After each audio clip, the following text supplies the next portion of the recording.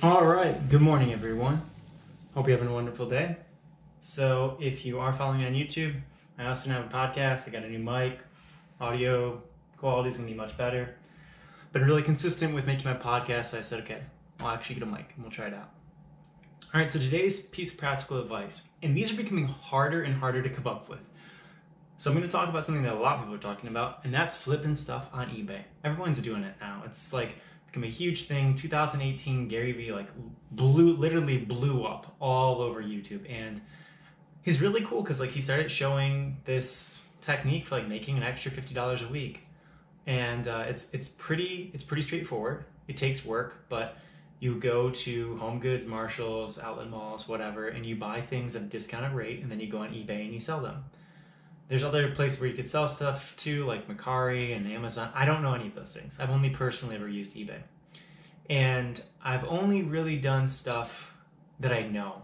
So he talks about going on eBay and kind of searching things and looking at the sold prices and seeing how much they sold for and then going on and selling them on eBay. So I dabble with that.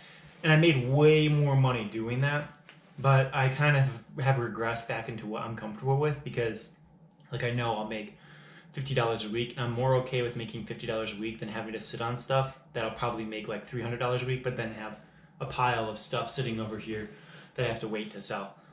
So stuff that I go for. When I go to estate sales, I pick out the things that I absolutely know are gonna sell, and I buy them super cheap. So there's no risk. I can lower the price down to as low as it has to be, so I can either break even or make money on it. The things that are really easy to go for are mugs, but they have to be novelty mugs. So it has to be a cat mug, or it has to be a rainbow.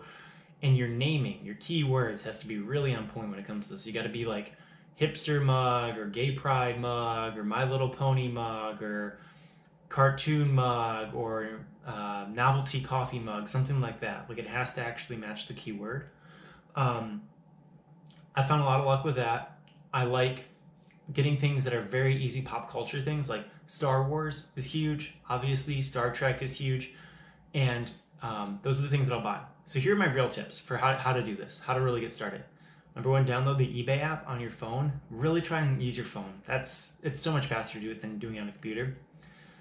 When you go to a sale, you can actually search by photo in the search bar. So search by photo if you don't know the name. If you can find the name on it, so for example, turn over the mug and look at the name, search for that, and then search for sold listings. Those are the things that are actually selling, not the stuff that has a price list on it. That doesn't matter. What matters is what it's sold for. You find out that there's a lot of stuff that has very expensive prices on eBay, but they never sell. They just sit there, okay? So sold prices, search by photo or search by name. Use the eBay app on your phone. And when you do go to an estate sale, I recommend using estatesales.net. Estatesales.net is a really easy resource. You can put in your zip code, you can find out estate sales that are going on around you. When it comes to estate sales, you're gonna have photos and you can look up the stuff before you go to the estate sale. Try to do that. Now the other thing about estate sales is they usually start at 9 a.m. So you either need to be the first one in at 9 a.m. or just come at the last day, at the last hour of the sale, because you either need to buy stuff super cheap at the end, or you need to get the things that everyone wants to get in the beginning. Because people will be there at 7. People will be there at 7, but can I get a place in line? Especially now in the summer because it's easier. It was a little bit better in December. I had way less competition in December, and also people were buying more things. That's the last piece. Don't get discouraged right now if you put stuff out and it doesn't sell. I was making probably $200 to $300 a week from November to December, and then kind of in January a little bit, and then after that dropped down to about $50 a week. All right, so, and that's a very realistic number.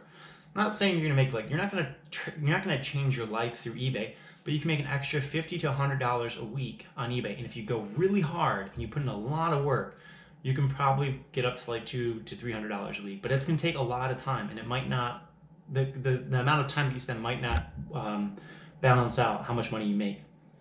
Okay, so you buy all the items, you've looked up their prices, now what do? I have a printer. You might not have access to it, but I would highly recommend pre-printing your labels, because you can pick out your shipping, and if you list an item as an item that's similar to one that's sold, It'll come with all the shipping information loaded in it. And then all you have to do is print out the label, tape it on the box, and then drop it off at the post office. And so that takes so little time that I can do that on my lunch break. That's the last piece. That's it. So what do we cover?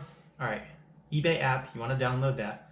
You want to search by photo or search by name of the item. When it comes to estate sales, you can use estatesales.net, and you're going to definitely want to get in either first or come at the very end of the sale and then buy the things that you need to buy that you looked up that you're going to sell on eBay.